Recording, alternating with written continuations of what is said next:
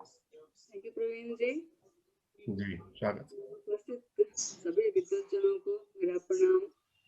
बसंत के आगमन की बहुत बहुत बधाई। क्योंकि आज निराला जी की बात चल रही थी, तो यदि आप सबकी अनुमति हो तो उनके संबंध में एक वाक्य सुनाना चाहूंगी। अरे बिल्कुल। ये वाक्य प्रोफेसर विश्वनाथ त्रिपाठी की संस्मरण पुस्तक गंगा स्नान का है, जो निराला जी के रेडियो पर कविता पाठ से संबंधित है।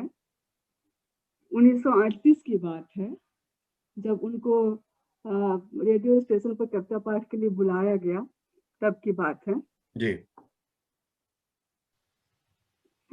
वे रेडियो पर कविता पाठ नहीं करना चाहते थे, क्योंकि उस वक्त वो ऑल इंडिया रेडियो का BBCU यानी बुखारी ब्रदर्स कॉरपोरेशन वाला दौर था। रेडियो में विशुद्ध उर्दू पृष्ठभूमि, जो खालिस अरबी और फारसी से भरी उर्दू बोलते थे, जिनमें से बहुत सारे लोग हिंदी लिखना पढ़ना तो दूर, ठीक से हिंदी बोलना भी नहीं जानते थे। तब रेडियो में शहजादे रामचंद्र हुआ करते थे और जलवा अफरोज होते थे। राजा दुष्यंत प्रकट होते थे, तो दुष्यंत होते थे, प्रकट होते थे।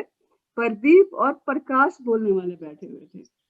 इस माहौल में हिंदी के साहित्यकार रेडियो से दूर रहना ही पसंद करते थे। निराला अवधि के साहित्यकार बलभद्र प्रसाद दीक्षित पढ़ीस के कहने से कविता पाठ के लिए राजी हुए। निराला जी स्टेशन पर आए, उन्हें काव्य पाठ कराने की जिम्मेदारी अयाज साहब को मिली। निराला जी और अयाज साहब स्टूडियो में गए। बाहर ड्यूटी ऑफिसर के अलावा खुद स्टेशन डायरेक्टर मोहम्मद हसीब बैठे हुए थे। स्टेशन के सभी लोग निराला जी के इस ऐतिहासिक काव्य पाठ के साक्षी बनना चाहते थे, मगर किसी कारणवश निराला जी को यहाँ लाने पढ़ीस जी अपने किसी काम में उलझे हुए थे। आखिर अयाज साहब की आवाज के साथ लाइव प्रसारण शुरू हुआ। आप हिंदी में कविता पाठ समाप्त फरमाइए। कवि हैं। इसके बाद कुछ लड़खड़ाती सी आवाज आई, सूर्या कांता त्रिपाठा निराली।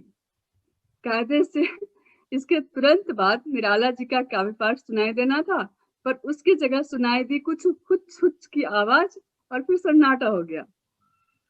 किसी को कुछ समझ में नहीं आया। हसीब साहब चिल्लाए, what is this?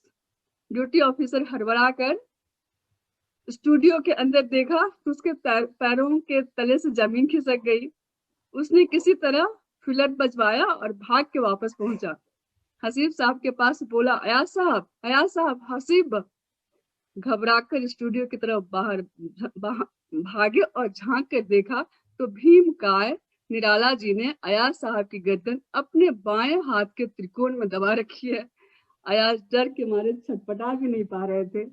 Nirala ji गुस्से में तमतमा रहे थे, आंखें लाल लाल थी, मगर जानते थे कि स्टूडियो में हैं, इसलिए खामोश थे।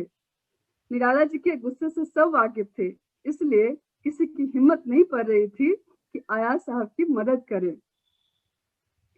उन्होंने फिर पढ़ीस को बुलवाया और उनसे अन्य विनय की, अयाज साहब को मुक्त करवाया। अब निराला जी का गुस्सा पढ़ीस जी पर निकला और अवधि में बोले, तुमको कहा रहा कि हम का रेडियो फेडियो ना लई चलो। मुलू तुम न मानियो, वो गधा हमका त्रिपाठा निराली कहिस। पढ़ीस जी ने हाथ जोड़कर उनसे माफी मांगी। निराला जी फिर शांत हुए और फिर अपने घर आए। तो एक वाकया थी जो मुझको अच्छा लगा था, मैंने सोचा कि आपके साथ शेयर करूं। बहुत बहुत बहुत वाह वाह वाह, मजा आ गया। सुंदर, बहुत सुंदर, बहुत बढ़िया। ये वही कुश्ती वाले निराला थे जिन्होंने बच्चन साहब के घर पे पंत को पटक के उनके कलेजे पर चढ़ के बैठ गए थे। तो उनको ये चीज बर्दाश्त नहीं थी, वो कहीं कुछ भी होता था तो वो कविता छोड़ के पहलवानी करने लगते थे। जी स्वागत। गलत चीज बर्दाश्त करनी भी नहीं चाहिए। बिल्कुल, लेकिन पहलवानी आनी भी तो चाहिए। बर्दाश्त ना करो और मजबूत भी ना रहो तो पिटने का खतरा है। ऐसी कि कोई घर पे चला जाता था उनके, तो अपना खाना भले ही खाए या नहीं खाए, दूसरों को जरूर खिला देते थे, भले ही उनको दिन भर भूखे ही क्यों न रहना पड़े। बिल्कुल यही तो महानता थी। जी, चलिए।